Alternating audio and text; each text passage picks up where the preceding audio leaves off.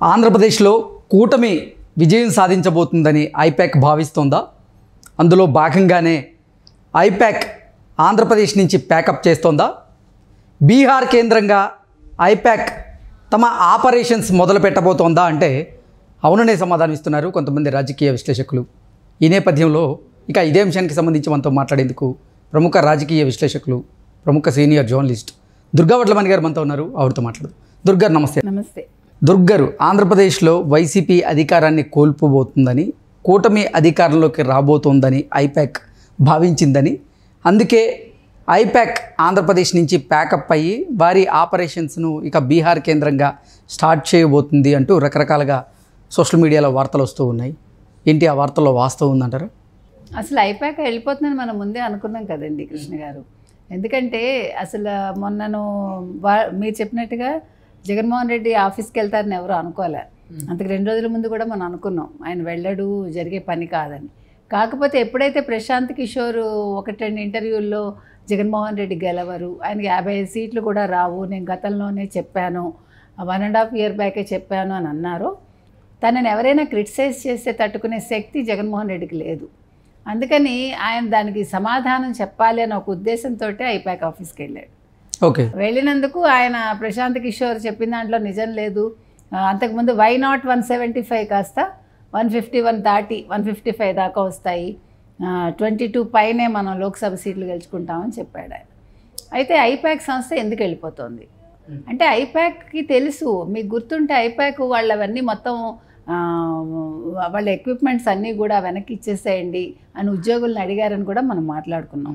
మీ laptops ఇచ్చేసేయండి, మీ దగ్గర ఉన్న పెన్ డ్రైవ్లు ఇచ్చేయండి, మొత్తం సరంజామా అంతా ఇచ్చేసేయమని వాళ్ళు చెప్పారు. ఎందుకు చెప్పారంటే వాళ్ళకి తెలుసు జగన్మోహన్ రెడ్డి నెగ్గరని. ఎందుకంటే వాళ్ళు చేసిన సర్వేలు వాళ్ళు నడిపిన విధంగానే కదా గత 5 ఏళ్ళుగా ఈయన నడిచాడు. అంతకుముందు ప్రశాంత్ కిషోర్ నడిపాడు ఈయన్ని. ప్రశాంత్ కిషోర్ నడిపాడు, నెగ్గించాడు, అయిపోయింది. అదే ప్రశాంత్ కిషోర్కి తెలుసు ఈయన నెగ్గడు అని. అందుకే పదే చెప్పాడు. ప్రశాంత్ కిషోర్ ముందే వెళ్ళిపోయాడు ఇవన్నీ తెలిసాకే. అంటే జగన్మోహన్ రెడ్డి తోటి ఎవరైనా ప్రయాణం చేస్తేనండి వాళ్ళకి ఆయన ఎలాంటి మనిషి, ఆయన మనస్తత్వం అర్థమవుతుంది. మొండివాడు, ఎవరి మాట వినడు, ఇలాంటి వ్యక్తితోటి మనం కొనసాగామంటే మనకే ప్రమాదం. ఇప్పుడు చెడ్డవాడితోటైనా ఉండొచ్చు, మంచివాడితోటైనా ఉండొచ్చు. ఇలాగ వినని వాళ్ళతోటి, మూర్ఖులతోటి ఎవరు ఉండరు అనమాట. అంటే సాధారణంగా అంటే ఈయన మూర్ఖుడు అంటే మనకు తెలియదు, ఆయన మనస్తత్వం ఏంటో ప్రశాంత్ కిషోర్కి తెలియాలి.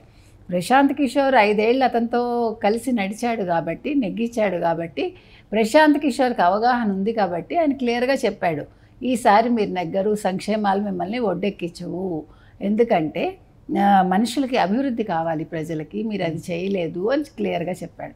అయితే ఐపాక్ ఎంప్లాయీస్ చెప్పినవన్నీ కూడా సగం అబద్ధాలే ఉంటాయి. ఇప్పుడు వాళ్ళు నిజంగా వాళ్ళు ఇచ్చిన సర్వేలు అవన్నీ చూసుకుంటే అంతర్గతంగా వాళ్ళు ఏం చేశారో వాళ్ళ దగ్గర చిప్స్లో వాళ్ళ దగ్గర భద్రపరిచి ఉంటాయి కదా, అవన్నీ జగన్మోహన్ రెడ్డికి చేస్తే తెలిస్తే వీళ్ళ పని ఏమవుతుంది. అందుకే వాళ్ళు ముందే ప్యాకప్ చెప్దామని అనుకుని ఉంటారు. అసలు వాళ్ళు they didn't expect that Jaganmohan Reddy గారు వచ్చి మాట్లాడతారని. ఇప్పుడు ఆ తేజో ఎవడో ఆ పిల్లాడు కూడా చిన్నవాడే కదా, ఇప్పుడు ఈ ఐపాక్ నడిపించిన వాడు అతను ప్రశాంత్ కిషోర్ శిష్యుడే కదా, వాళ్ళకి ఎంత అనుభవం ఉంటుందండి. ఇప్పుడు అతను చూపించిన బాటలో వీళ్ళు వెళ్తారు తప్ప వీళ్ళు కొత్తగా కనుక్కున్నది ఏదైనా ఉంటుందా, కొత్తగా వీళ్ళు నేను నెగ్గించగలను అని చెప్పగలిగేది ఏదైనా ఉంటుందా ఒక ముఖ్యమంత్రి దగ్గరికి వెళ్ళి. సో అసలు ఐపాక్ లాంటివి తీసుకునేటప్పుడు జగన్మోహన్ రెడ్డి ఆలోచించాలి. ఆల్రెడీ ఒకసారి ఐపాక్ వాడేశాడు ఆయన, వాడి నెగ్గాడు. కొత్తగా వాళ్ళు ఏం చేస్తారు, ఉండదు కదా. ఇప్పుడు బీహార్ లాగా ఆంధ్రప్రదేశ్ని చేస్తారు తప్ప ఆంధ్రప్రదేశ్ లాగా బీహార్ని చేయలేరు కదా వీళ్ళు. చెడపడం ఏదైనా సులువండి, బాగు చేయడం కష్టం. సో వాళ్ళ బీహార్ మెంటాలిటీనే అక్కడ ఉంటుంది. వాళ్ళు బీహార్ నుంచి వచ్చారు, బీహార్ మెంటాలిటీనే ఉంటుంది. కొట్టడం, చంపడం, లేకపోతే కుల రాజకీయాలు చేయటం, అవే చేశారు వాళ్ళు. ఐపాక్ వచ్చాక మీకు ఆంధ్రప్రదేశ్లో ఈ కుల రాజకీయాలు ఫుల్గా ఎక్కువయ్యాయి. ప్రశాంత్ కిషోర్ ఆద్యుడు దానికి మనం చెప్పుకుంటే. కాబట్టి ఇంకొక విషయం, ఈ సజ్జల రామకృష్ణారెడ్డి కొడుకు సజ్జల భార్గవరెడ్డి ఎవరైతే ఉన్నారో అతను కూడా మీకు తెలుసు ఈ ఐపాక్కి ధీటుగా ఇంకొక సంస్థ పెట్టుకున్నాడు. ఇతని మొత్తం సోషల్ మీడియా అంతా ఆయన నిర్వహించాడు. ఎవరిది? జగన్మోహన్ రెడ్డిది. సో మొన్న మనకు తెలుసు ఏం జరిగిందో. సజ్జల భార్గవరెడ్డి ఏం చేశాడో వైజాగ్లో. సమాధానం చెప్తానని జగన్మోహన్ రెడ్డి చెప్పలేకపోతే ఆయన కూడా చెప్పకుండా మీరు వెళ్ళి గూగుల్లో వెతుక్కోండి అన్నాడు. అంటే నీ దగ్గర పనిచేసే వాళ్ళు ఎలాంటి వాళ్ళు అనేదానికి ఇది ఒక తార్కాణం. అసలు సజ్జల భార్గవరెడ్డికే బుర్ర లేదని మనకు అర్థమవుతుంది. ఒక ముఖ్యమంత్రి దగ్గర నుంచి మైక్ తీసుకుని అతను కరెక్ట్ సమాధానం ఇవ్వాలి కదా, ఇవ్వలేకపోయాడు. అలాంటి మనిషి ఇంకా ఆ సంస్థని నడుపుతాడు. ఇప్పుడు ఐపాక్ ధీటుగా ఆయన పెట్టుకుని ఉండొచ్చు, కానీ ఇప్పుడు ఈ సజ్జల భార్గవరెడ్డి ఏం చేశాడు? ఏమీ చేయలేదు. రేపొద్దున ఓడిపోతే కనుకైతే జగన్మోహన్ రెడ్డి 4వ తారీఖున దీనికి మొత్తం కారణం 1 సజ్జల భార్గవరెడ్డి, 2 ఐపాక్, 3 ఆయన సలహాదారులు, 4 ఆయన చుట్టూ ఉండే మంత్రులు. ఇంతమంది ఆయన బలి చేసినట్టు అనమాట ఎవరు జగన్మోహన్ రెడ్డిని. కాబట్టి జగన్మోహన్ రెడ్డి ఆలోచించుకోవాల్సింది ఏముందంటే ఫస్ట్లోనే ఆయన ఆలోచించుకోవాలి, ఇవేమీ కాదు, నేను చేసే అభివృద్ధి ఇదే నాకు ఓట్లు తీసుకొస్తుంది అని ఆయన పరదాల్లో కూర్చోకుండా వీళ్ళందరి మాటలు విని ప్రజల్లోకి వెళ్ళి ఉండుంటే ఆయన ఖచ్చితంగా నెగ్గుండేవాడు. అది చేత కాలేదు కాబట్టి ఈరోజు ఆయన మాజీ ముఖ్యమంత్రిగా 4వ తారీఖున మిగిలిపోతాడు. ఓకే, ఐపాక్ విజయవాడలో ఉన్నటువంటి ఆఫీస్ని ఖాళీ చేసి వారి ఎక్విప్మెంట్ మొత్తం కూడా బీహార్ తరలించేస్తుంది అంటూ వార్తలు వస్తూ ఉన్నాయి. నిజంగా విజయవాడలో ఉన్నటువంటి ఆఫీస్ని ఐపాక్ ఖాళీ చేసిందా అంటే ఏం చెప్తారు? ఖాళీ చేస్తుందండి. ఇప్పుడు మీకు డబ్బులు పెట్టుకోవాలి కదా, ఇప్పుడు ఒక ఆఫీస్ రన్ చేయాలంటే డబ్బులు కావాలి. మీరు ఒక ప్రాజెక్ట్కి ఎంత డబ్బులు తీసుకుంటారు, ఆ ప్రాజెక్ట్ ఎన్ని నెలల్లో చూసుకుని అంత డబ్బు తీసుకుంటారు. మీరు ఎంప్లాయీస్ని మేనేజ్ చేయాలి, వాళ్ళకి నెల జీతాలు ఇవ్వాలి. ఇప్పుడు పని అయిపోయాక ప్యాకప్ చెప్పకపోతే ఎట్లా? ఒక సినిమా అయిపోతుందండి, షూటింగు అయ్యాక అక్కడ వాళ్ళ లొకేషన్లో ఉండరు కదా. అలాగే వీళ్ళు అంటే వాళ్ళ బాధ్యత అయిపోయిందని అక్కడి నుంచి వాళ్ళు వెళ్ళిపోతున్నారా, లేదంటే అసలు వైసీపీ అధికారంలోకి రాదు అనేటువంటిది భావించి వాళ్ళ ఆఫీస్ని ఖాళీ చేసి వెళ్ళిపోతున్నారా అంటే ఏం చెప్తారు? బాధ్యత అంటే వాళ్ళు ఇన్ని నెలలకు పనిచేస్తామన్న ఆ బాధ్యత అయిపోయిందండి.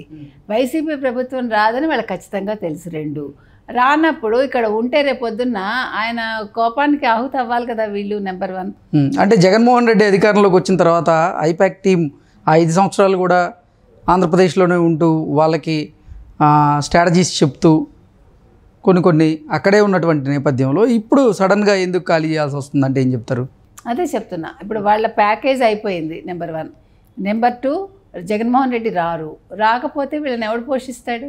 ఈ ఎంప్లాయీస్కి ఎవడు జీతాలు ఇస్తాడు? ఎక్కడి నుంచి ఇస్తారు? గాలిలోంచి ఇవ్వలేరు కదా.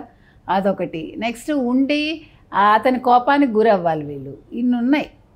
సో దాని బదులు సేఫ్గా వాళ్ళు ముందే బిచాణా ఎత్తేస్తే వాళ్ళ పరువు నిలుస్తుంది. రేపొద్దున ఓడిపోయినా కూడా ఇంకా వాళ్ళ మొహం చూపించక్కల.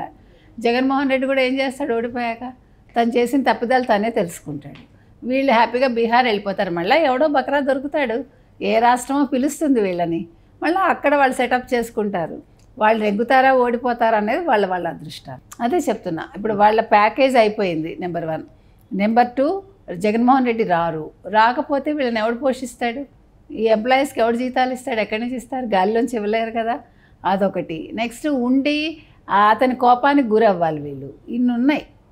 సో దాని బదులు సేఫ్గా వాళ్ళు ముందే బిచాణా ఎత్తేస్తే వాళ్ళ పరువు నిలుస్తుంది. రేపొద్దున ఓడిపోయినా కూడా ఇంకా వాళ్ళ మొహం చూపించక్కల. జగన్మోహన్ రెడ్డి కూడా ఏం చేస్తాడు ఓడిపోయాక? తను చేసిన తప్పిదాలు తనే తెలుసుకుంటాడు. వీళ్ళు హ్యాపీగా బీహార్ వెళ్ళిపోతారు. మళ్ళీ ఎవడో బకరా దొరుకుతాడు, ఏ రాష్ట్రమో పిలుస్తుంది వీళ్ళని, మళ్ళీ అక్కడ వాళ్ళు సెటప్ చేసుకుంటారు. వాళ్ళు రెగ్గుతారా ఓడిపోతారా అనేది వాళ్ళ అదృష్టం. ఓకే అండి, థ్యాంక్ యూ సో మచ్.